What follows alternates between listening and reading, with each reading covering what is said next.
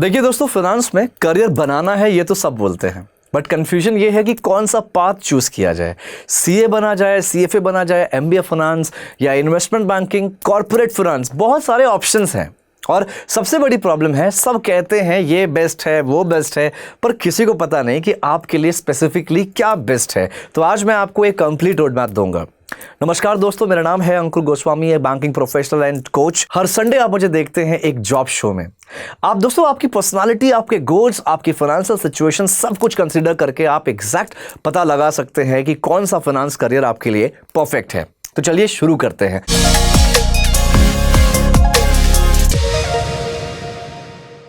पहले समझते हैं कि 2025 में फाइनेंस इंडस्ट्री कहां खड़ी है। इंडियाज बीएफएसआई सेक्टर अब एक पावर हाउस बन चुका है। इकोनॉमी 6.5% से ज्यादा ग्रो कर रही है और finance sector double digit growth दिखा रहा है।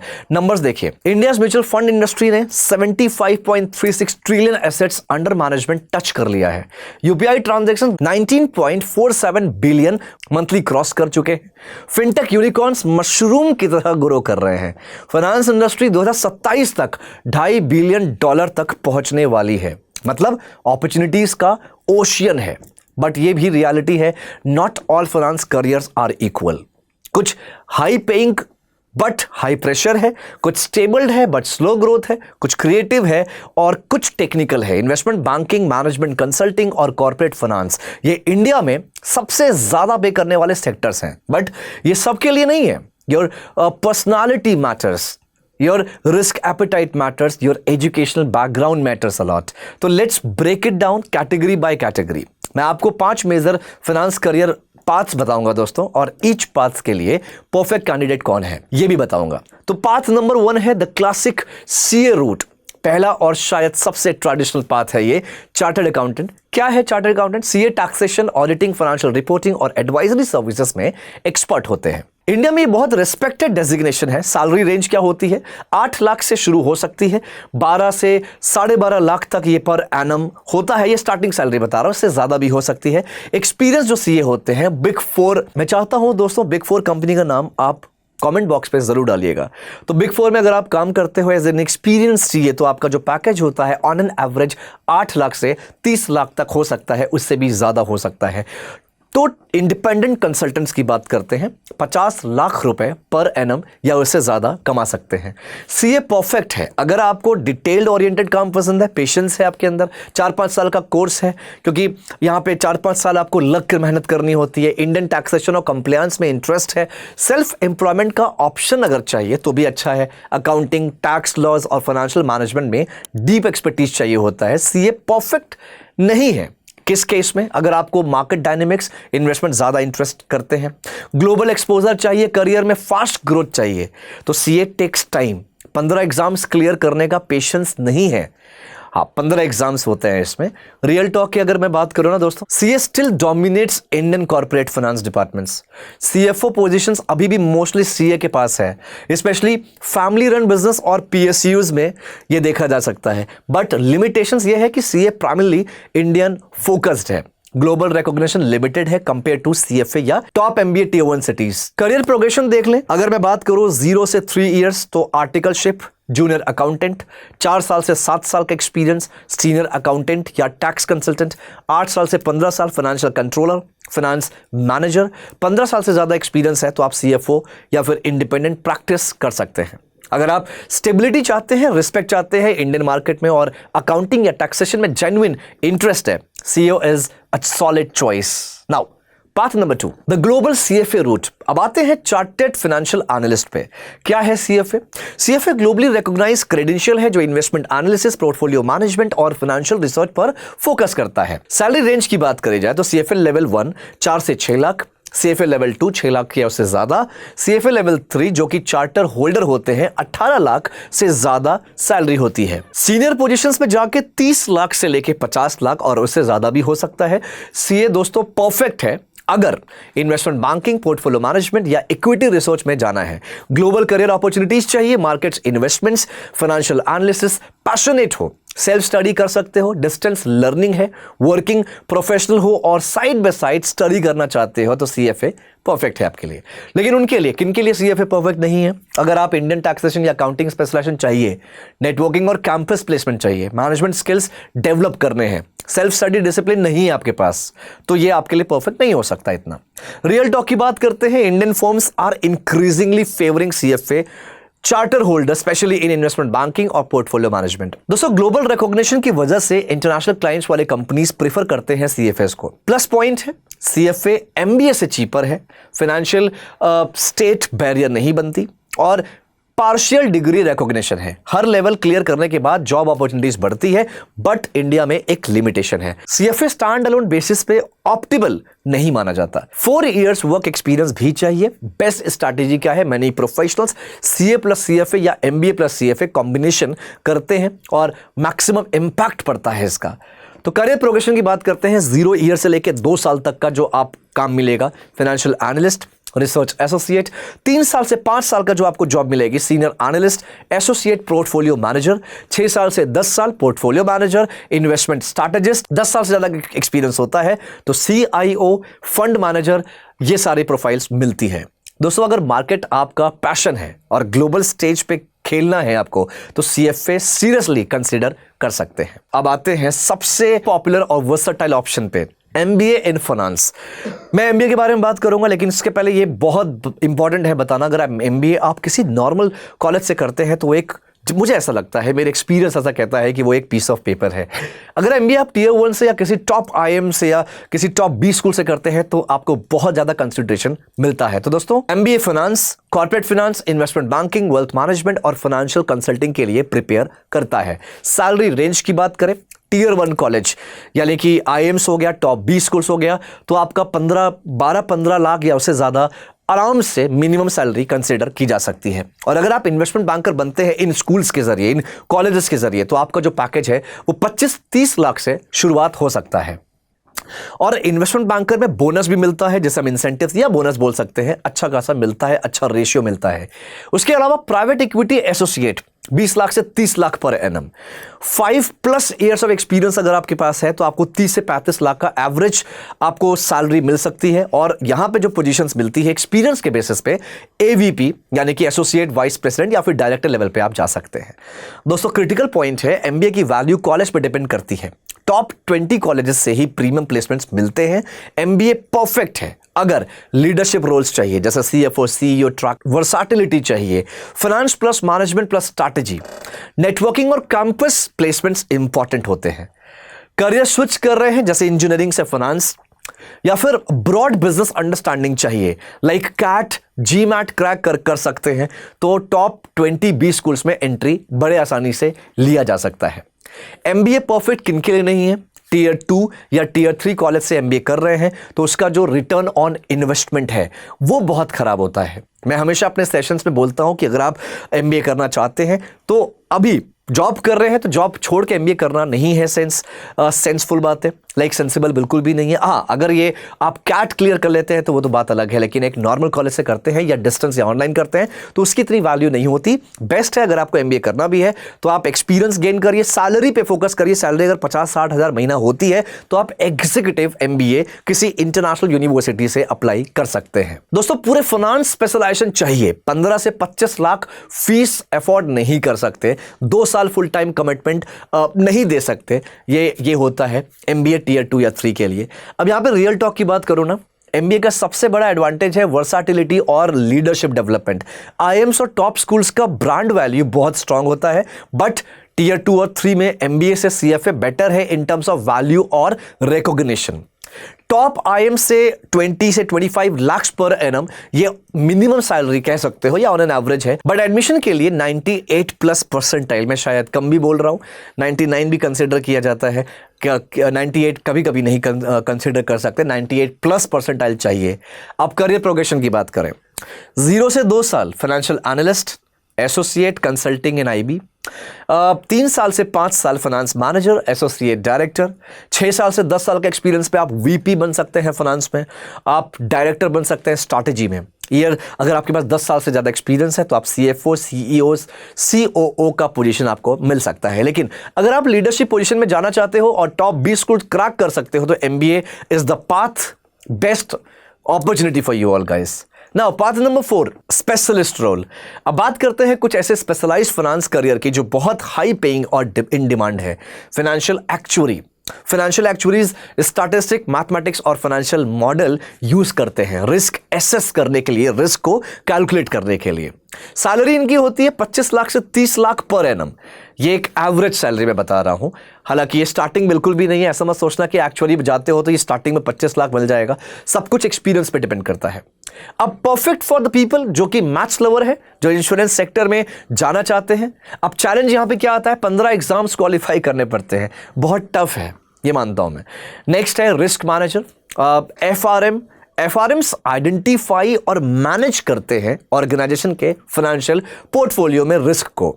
सैलरी होती है इनकी 15 से 25 लाख से ऑन एन एवरेज शुरुआत होती है। ये परफेक्ट किसके लिए है, जो मार्केट वोलेटिलिटी में हैंडल कर सकते हैं और रिस्क असेसमेंट में इंटरेस्ट रखते हैं। Growing demand, banking regulation strict हो रहे हैं तो FRMs की हाई डिमांड है। सर्टिफाइड फाइनेंशियल पार्टनर्स की बात कर लेते हैं। जो CFPs होते हैं वो इंडिविजुअल को हेल्प करते हैं इन्वेस्टमेंट, रिटायरमेंट, टैक्स प्लानिंग और इंश्योरेंस मैनेज करने में। इनकी सैलरी होती है 6 से 12 lakh on an average. Private consultants ज्यादा कमा सकते हैं। किनके लिए परफेक्ट है, पीपल स्किल्स अच्छे हैं और पर्सनल फाइनेंस पैशनेट हो तो आपके लिए अच्छा है। एडवांटेज क्या है, पर्सनल फाइनेंशियल प्लानिंग फोकस है इनका। Growing niche in urban India. Next है इन्वेस्टमेंट बैंकर्स। बहुत नाम सुना होगा, बहुत ट्रेंडी करियर है ना, इन्वेस्टमेंट बैंकर बनना है मुझे, बहुत लोग बोलते हैं। तो दोस्तों investment banker help companies raise capital, handle merger and acquisition और फाइनेंशियल एडवाइजरी सर्विसेज भी प्रोवाइड करते हैं। सैलरी ऑन एन एवरेज या बोल सकते हो कहीं कहीं मिनिमम सैलरी 10 लाख से 30 लाख का पैकेज होता है, ये स्टार्टिंग है। सीनियर जो होते हैं वो 50 लाख से ज्यादा कमाते हैं एनुअली, राइट। प्लस इनका बोनस और इंसेंटिव्स अलग से होते हैं। परफेक्ट किसके लिए, हाई प्रेशर एनवायरनमेंट मैनेज कर सकते हैं। रियलिटी चेक क्या है, काम करना ही है। Work pressure, work life balance भी मेंटेन करना, मैनेज करना थोड़ा सा मुश्किल हो जाता है। यहां पे काम और आपका जो KRA है वो बहुत स्ट्रांग होता है। नेक्स्ट आता है दोस्तों वेंचर कैपिटल एनालिस्ट। तो वेंचर एनालिस्ट स्टार्टअप एनालाइज करते हैं और डिसाइड करते हैं कि कहां पे इन्वेस्ट करना है। Salary on an average 12 lakh से 18 लाख पर एनम होता है। किनके लिए परफेक्ट है, स्टार्टअप इकोसिस्टम पैशनेट हो और एंटरप्रेन्योर माइंडसेट है आपका। आपके लिए एक्साइटिंग फील्ड कैसे, India's startup boom makes this very attractive. सबसे इंपॉर्टेंट आता है कौन सा स्पेशलिस्ट रोल चूज करें, ये डिपेंड करता है दोस्तों। मैथ लवर है, एक्चुअली में जाइए। Risk averse but analytical, risk manager में जाइए। आप पीपल पर्सन है तो आप CFP में जाइए। एग्रेसिव और एम्बिशियस है, investment banker can be a good option. आप स्टार्टअप एंथुजियास्ट हैं तो VC एनालिस्ट बहुत अच्छा ऑप्शन है। अब path number 5, the new age fintech career. दोस्तों अब 2025 में ना एक कंप्लीटली न्यू कैटेगरी इमर्ज हुई है, फिनटेक रोल्स। वाई फिनटेक, आपने सुना होगा AI, आर्टिफिशियल इंटेलिजेंस, ब्लॉकचेन और फिनटेक सॉल्यूशन ट्रेडिशनल मॉडल्स को डिस्टर्ब कर रहे हैं। Entirely new career paths create हो रहे हैं। हॉट फिनटेक रोल जैसे data analyst, financial analyst. Salary starting क्या होती है, 4-5 लाख से शुरू होती है, 10-15 लाख तक मिल सकती है। स्किल्स क्या चाहिए, पाइथन कोडिंग लैंग्वेज सुना होगा, स्ट्रक्चर क्वेरी लैंग्वेज हो गया, पावर BI हो गया। ये सारे स्किल्स हैं जो बहुत ज़्यादा वैल्यूएबल बन गए हैं टॉप एम्प्लॉयर्स के लिए। सेकेंड है ब्लॉकचेन फाइनेंस स्पेशलिस्ट। दोस्तों ये भी सैलरी आपकी 4-5 लाख से शुरू होकर 10-15-20 लाख तक जा सकती है। स्किल क्या क्या चाहिए, blockchain tech, crypto currency knowledge, future focused role है। तीसरा है इसमें एल्गोरिथमिक ट्रेडिंग स्पेशलिस्ट, बड़ा शायद हो सकता है पहली बार सुन रहे हो। सैलरी 5-6 लाख से शुरू होकर 20 से 30 लाख तक जा सकता है। स्किल्स क्या है, कोडिंग प्लस फाइनेंस नॉलेज। पहले सुना था ना कोडिंग वाले सिर्फ सॉफ्टवेयर इंडस्ट्री में जाते हैं, IT में जाते हैं। आप सुनो कोडिंग और फाइनेंस की नॉलेज मिलाकर फिनटेक कंपनी में आप काम कर सकते हैं। High demand and quant funds. Next है डिजिटल पेमेंट स्पेशलिस्ट, बहुत कॉमन नाम है। सैलरी 6-7 लाख से लेके 15 से 18 लाख तक जा सकता है, उससे ज्यादा भी हो सकता है। UPI रेवोल्यूशन और डिजिटल लेंडिंग प्लेटफॉर्म ने इस फील्ड को एक्सप्लोर कर दिया। परफेक्ट है किनके लिए, टेक सेवी है अगर आप, अगर आप ट्रेडिशनल फाइनेंस प्लस टेक्नोलॉजी दोनों में इंटरेस्ट रखते हैं, fast paced evolving environmental comfortable हैं, आप कोडिंग सीख सकते हैं, तो ये आपके लिए बेटर अपॉर्चुनिटी है। अब स्किल्स की बात करें, Python programming, data analytics tools, financial modelling, machine learning basics, ये फील्ड बहुत न्यू है बट ग्रोथ बहुत पोटेंशियल है, मैसिव है। फाइनेंस 2025 में क्लासिक स्किल्स और कटिंग एज इनोवेशन का ब्लेंड बन गया है। अब एक क्विक कंपैरिजन मैट्रिक्स देखते हैं दोस्तों, जो आपको डिसीजन लेने में हेल्प करेगा time to become job ready. मैं ना एक चीज और बताना चाहूंगा दोस्तों, ये जो मैं सैलरी पैकेज बता रहा हूं, सैलरी पैकेज में बहुत रेंज बड़ा होता है, डिफरेंस बहुत बड़ा होता है, मतलब मिनिमम टू मैक्सिमम ये बहुत वैरी करता है अलग अलग प्रोफाइल्स पे, अलग अलग बैंक्स पे और आपके एक्सपीरियंस पे। तो यहां पे जो मैं बता रहा हूं, ये ऑन एन एवरेज मैं आपको एक रिसर्च करके मैंने यहां पे सैलरी बताई है। इसके अलावा मैं एक बात और बोलूंगा, अगर आप कहीं ना कहीं जॉब की प्रिपरेशन कर रहे हैं या फिर आप सरकारी नौकरी की तैयारी कर रहे हैं, आपको लगता है कि फाइनेंशियल प्रॉब्लम है या प्राइवेट सेक्टर की तरफ, प्राइवेट इंडस्ट्री, प्राइवेट बैंक्स की तरफ जाना चाहते हैं, तो मेरा जो प्लेटफॉर्म है जहां पे मैं डेली अपडेट्स लाता हूं वॉक इन इंटरव्यूज का, PFSI करियर 24/7 यूट्यूब चैनल है, वहां पे जाके प्लेलिस्ट में जाके देखिएगा। मैंने फ्री में फाइनेंस और बैंकिंग का कोर्स भी दिया है। मैंने रोज 4-4, 5-5 में वॉक इन इंटरव्यूज कहां कहां पे चल रहा है उसके बारे में पूरी जानकारी देता हूं, पूरी तरह से मैं जॉब रेडी करता हूं। आपके पास अच्छा मौका है, अगर आप कुछ ऐसा करना चाहते हैं तो उस चैनल से जरूर जुड़ सकते हैं। चलिए आगे बात करते हैं दोस्तों। जॉब रेडी की मैं बात कर रहा हूं, CA 4 से 5 साल, CFA 3 से 4 साल वर्क एक्सपीरियंस, MBA 2 साल, स्पेशलिस्ट सर्टिफिकेशन क्या है 1 से 3 साल। कॉस्ट क्या आता है? CA के लिए 1 से 2 लाख लगता है करीब करीब, CFA के लिए 3 से 4 लाख का कॉस्टिंग लगता है, MBA के लिए कुछ कहा नहीं जा सकता। MBA 5 लाख में भी होता है, 25 लाख में भी होता है। MBA अगर आप टॉप कॉलेज से कर रहे हैं 15 से 25 लाख का आप मार्जिन लेके चलिए, मैं ये फीस की बात कर रहा हूं। MBA टियर 2 कॉलेज से करते हैं तो 5 लाख से 10 लाख में होता है। MBA IIM या फिर टॉप 20 स्कूल से स्टार्टिंग होती है, 15 से 25 से स्टार्टिंग हो सकती है, इससे ज्यादा भी मिल सकता है। MBA टियर 2 टियर 3 के लिए कहना बहुत मुश्किल है, डिपेंड करता है आपके इंडिविजुअलिटी पे, आपने कितना कुछ सीखा है। ग्लोबल रिकॉग्निशन की बात करें, CA में थोड़ा लो है क्योंकि ये ज्यादा इंडिया फोकस्ड है, CFA में बहुत ज्यादा हाई है। MBA टॉप स्कूल से करा है तो बेशक हाई होगा, टियर 2 या 3 से करा है तो बहुत कम होगा। ये मैं बात कर रहा हूं ग्लोबल रिकॉग्निशन की। अब best for working professionals, CA possible but tough, CFA excellent choice, MBA full time needed, part time MBA good option. जैसे मैंने कहा पार्ट टाइम में एग्जीक्यूटिव MBA करिए, तब करिए जब आपके पास 50, 60, 70 हजार की सैलरी हो जाए, बेटर है।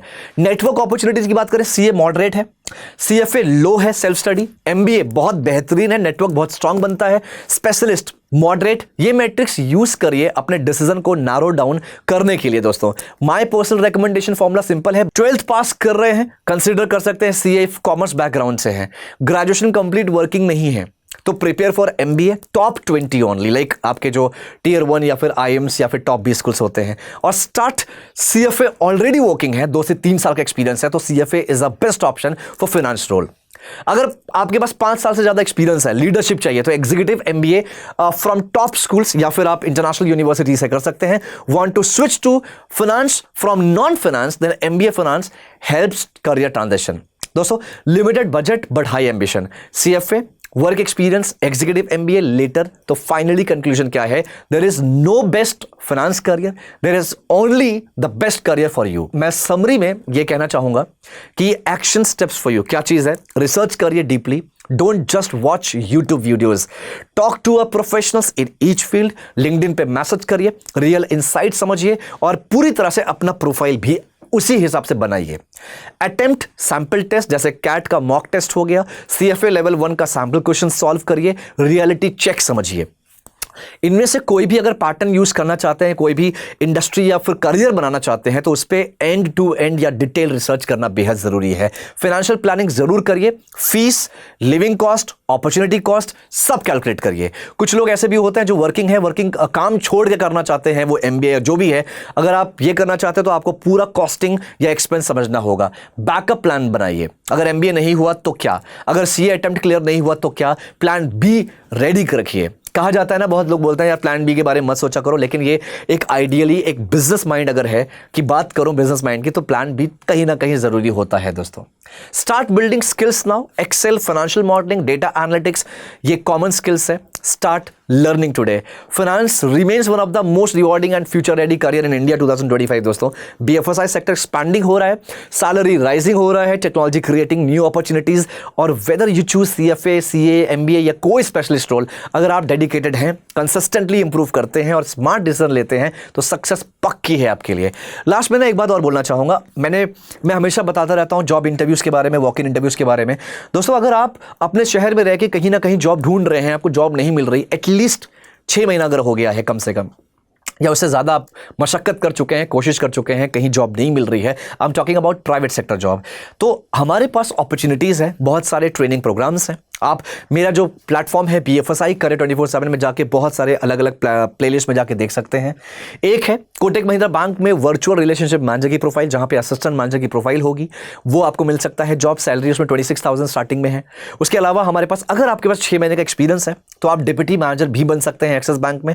ये जितनी भी बातें मैं कर रहा हूं, ये सब कुछ ट्रेनिंग प्रोग्राम की बातें हैं। ट्रेनिंग प्रोग्राम हालांकि पेड होता है, इसलिए मैंने पहले कहा उस पेड प्रोग्राम का हिस्सा बनने से पहले आप मशक्कत करिए, खुद से कोशिश करिए, जॉब ढूंढिए, नहीं मिल रही है तब इन ट्रेनिंग प्रोग्राम्स को ज्वाइन करिए। कोई कोर्स नहीं है, ये ट्रेनिंग प्रोग्राम है। यहां पे भी आपको टेस्ट देना पड़ता है या आपको इंटरव्यू क्लियर करना होता है, उसके बाद आपका ट्रेनिंग प्रोसेस स्टार्ट होता है। बट यहां पे जॉब होती है, प्रॉपर जॉब मिलेगी, डेजिग्नेशन मिलेगा, प्रोफाइल मिलेगी। लेकिन आप मेरे पहले वीडियोज में मेरे चैनल पे जाके देखिए, एक्सप्लोर करिए। वॉक इन इंटरव्यूज अगर आपको मिलता है, कोई वॉक इन इंटरव्यू जाके आप सक्सेसफुली देते हैं, तो उसमें कोई फिर ऐसे ट्रेनिंग प्रोग्राम ज्वाइन करने की एज सच जरूरत नहीं है।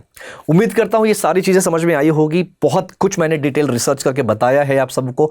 मैं डेली आता रहता हूं बीएफएसआई करियर 24/7 में। हर सैटरडे को ना मैं करियर गाइडेंस का सेशन भी करता हूं। मैं चाहता हूं कि आप ज्वाइन करिए वो सेशन। करियर से रिलेटेड कोई भी डाउट है आप बेशक मिल सकते हैं। जूम पे होता है, जूम प्लेटफॉर्म पे डायरेक्टली मैं बात करता हूं लोगों से। चलिए दोस्तों, थैंक यू सो मच। अगर अच्छा लगे, समझ में आए तो शेयर करिए इस वीडियो को और चैनल को सब्सक्राइब करिए। Thank you so much, take care and मिलते हैं किसी नेक्स्ट वीडियो में। All the best and God bless you.